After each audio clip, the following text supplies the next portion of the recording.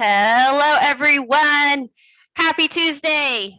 Welcome to your fiber fueled food log challenge. My name is Jamie, and I am here to talk all about the challenge, give you guys a little bit of information about fiber and food logging, and give you some tips. So, my name is Jamie. Welcome to Fiber Fueled Food Log Challenge Workshop and Town Hall. We are celebrating National Nutrition Month with this challenge. We thought, since the last two programs we've done have been longer, based challenges and programs, we thought a short 2-week fiber nutrition challenge would be a great step in the right direction to kind of equip you all, teach you all, challenge you all, and encourage you all to learn more about fiber, food, and how it's good for us. So just to recap the program, how long it is, how it works, this starts March 8th and ends March 19th. So you are going to, and I'm going to get more in depth into all this in a minute, but you are going to download Myfitnesspal app, log your food every day. The goal is to log your food every day, and that's 1 point or 1 ticket for each day you log food. And then B, hit your fiber goals every single day. So that is 1 point if you hit those fiber goals as well. So since it's 12 days long, you have 24 max points or tickets that you will get.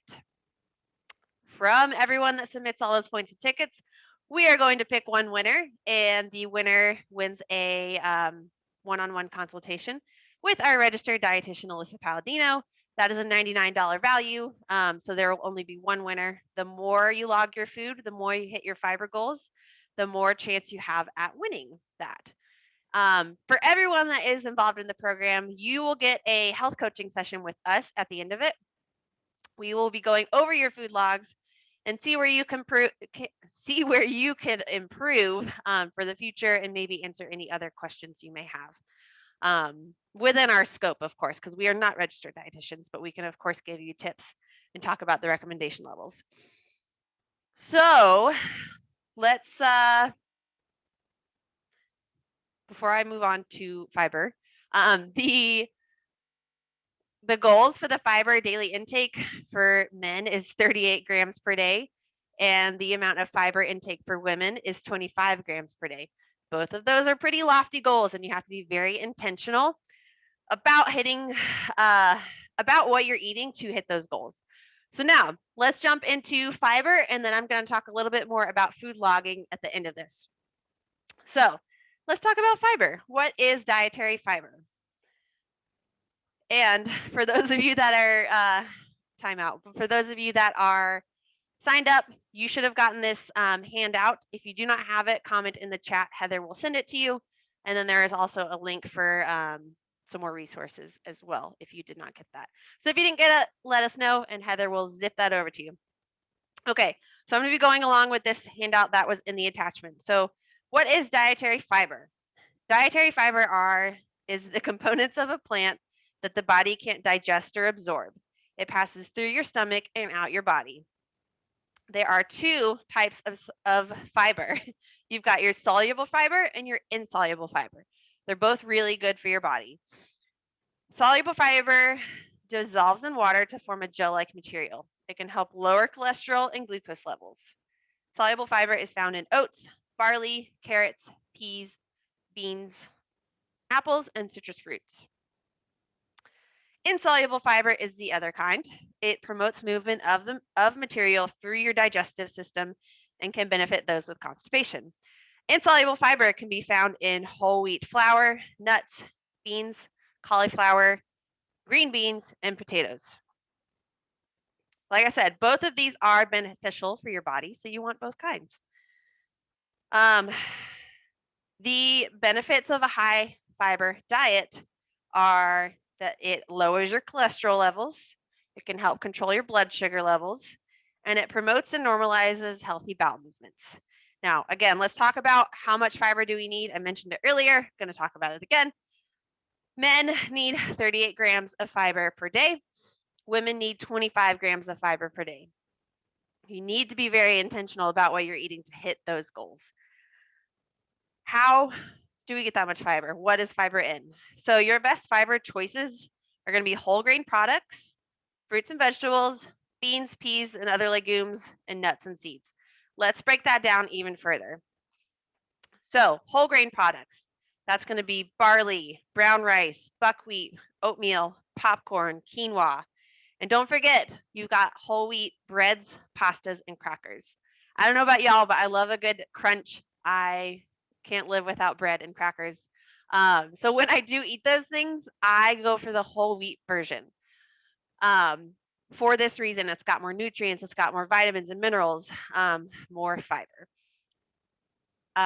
You may think, gross, I don't want whole wheat bread in my sandwiches, but I promise you, once you kind of get used to it, you're not going to notice it compared to white bread. I used to be so mad as a kid. My mom would make us sandwiches with healthy whole wheat bread, and I would always want the white Wonder Bread because, of course, it tasted better when you're a kid. I am very thankful she didn't do that for me. So just a side note to think about, if you're going for bread or crackers, aim for that whole wheat or whole grain version. So fruits, let's break that down. You've got apples, bananas, oranges, strawberries, raspberries, and mangoes. Again, these are not the only options for fruits. These are just some examples. Same thing for everything I'm talking about, just some examples of high fiber foods. Your apples, the peel is going to be the most high fiber of the food. So make sure you're not peeling the apples and you eat the peel or the outside.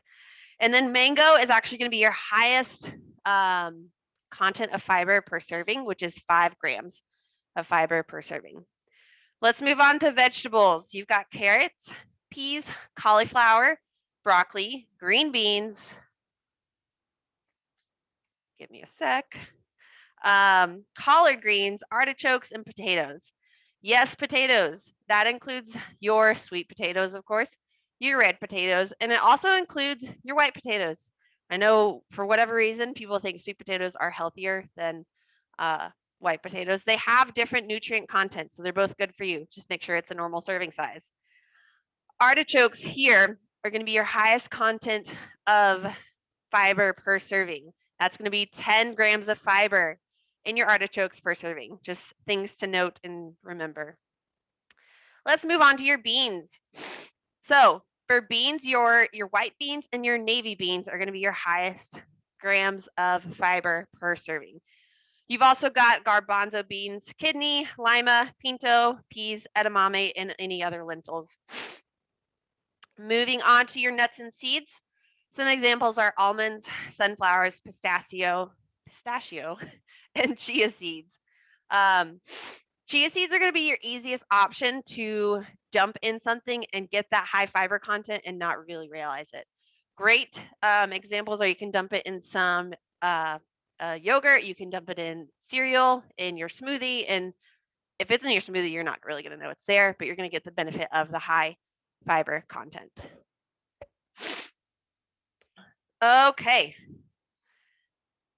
Again, a high fiber diet overall is a really healthy, I don't like to say healthy. A high fiber diet is a really nutrient dense overall well-balanced diet. So essentially you're eating just a balanced diet when you're eating high fiber diet.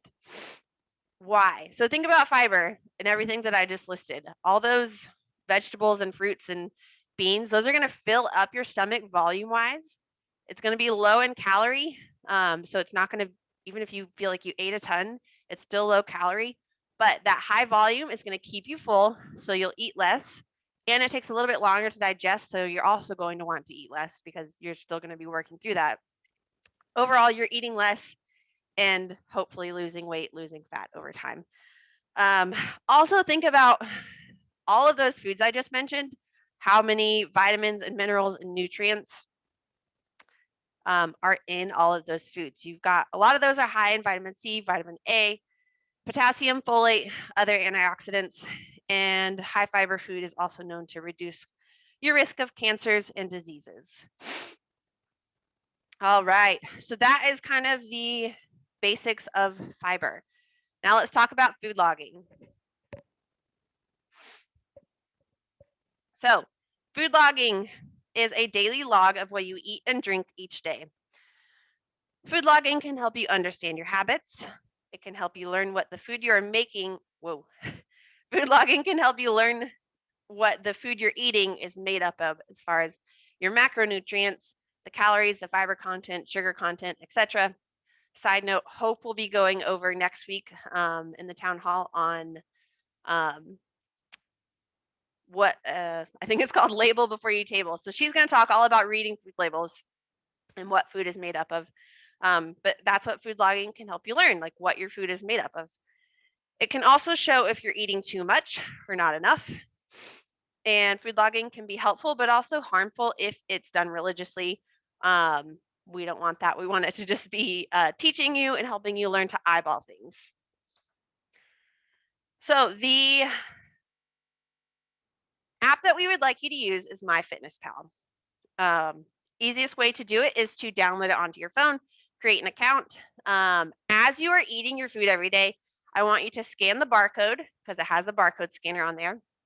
It's going to pop up the food you're eating. Make sure that you are looking for the green check mark next to the food. That verifies that it's the most accurate log for that piece of food. There's a zillion different options of what you could choose. Let's say I scan like a banana. It's going to pick up the option that is the most accurate according to Myfitnesspal. It's going to have the most accurate portion size and serving size. Still overall, when you're logging your food, like I said, packaged stuff is going to be easy to scan that barcode. Fruit, sometimes they have barcodes, sometimes they don't. Same with vegetables or what have you. Just make sure whatever you're choosing, no matter what, is the most accurate representation of what you actually ate. Portion size, serving size, everything in there. Pay attention to those serving sizes on the labels. That will help you get an accurate log of what you're eating as well. Biggest piece of advice I have for you is to track as you eat. If you get to the end of your day, you didn't eat any or you didn't track anything, you are going to have a hard time remembering what you ate, may not get everything. It's also a great way if you track the whole day and you're like, crap, I'm 1 gram short of hitting my fiber goals. Let me go eat a few carrots or something. That can be a really great way to make sure you're hitting those goals to get you the most points to win this prize. Especially if you wait till the very end of the week, you're not going to know what you ate, and you can't go back in time and hit those fiber goals if you are short one day. I have had someone do that before where they realized they were short like 2 grams every day because they, logged everything a week later in a different program. Log as you eat. That's the biggest thing I've got to say. So now, let's talk about how to view your fiber totals in Myfitnesspal. This is all on this sheet. But to view the fiber totals, it's going to be, you're going to click on Diary of your current day, scroll down to the bottom, click Nutrition, click Nutrients tab. Fiber is like the 4th one down or something, and it's going to show you how much fiber you've had that day.